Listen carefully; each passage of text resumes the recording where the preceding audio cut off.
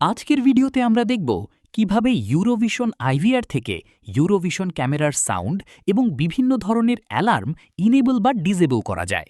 চলুন শুরু করা যাক। প্রথমে আমরা ডিভাইস কনফিগারেশনে চলে যাব। ডিভাইস কনফিগারেশনে আসার পর অ্যালার্ম অ্যান্ড ম্যানেজমেন্ট সেকশনে ক্লিক করবেন। এরপর অর্ডিনারি ইভেন্টসে চলে যাবেন।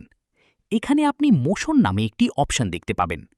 আপনি যদি চান ক্যামেরায় কোনো মোশন ডিটেক্টেড হলে অ্যালার্ম চালু হবে, তাহলে মোশন অপশনটি ইনেবল করে দিতে হবে। ইনেবল করার পর অপশনটি ব্লু কালার হয়ে যাবে। আর যদি মোশন অ্যালার্ম বন্ধ রাখতে চান, তাহলে ডিসেবল করে দিতে হবে। তখন অপশনটি অ্যাশ কালার হয়ে থাকবে।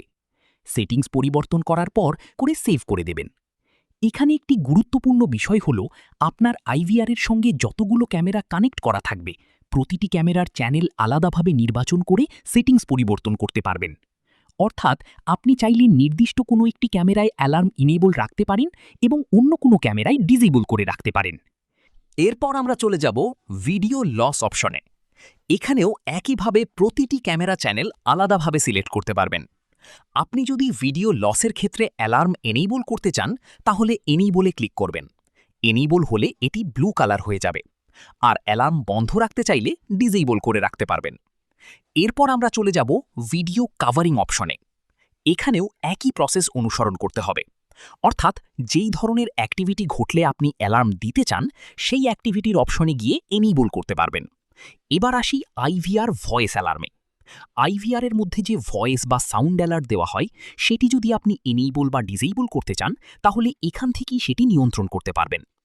এছাড়াও স্মার্ট এআই ভয়েস অপশন থেকে এআই এর ভয়েস অ্যালার্ট সংক্রান্ত সেটিংস পরিবর্তন করা যায়।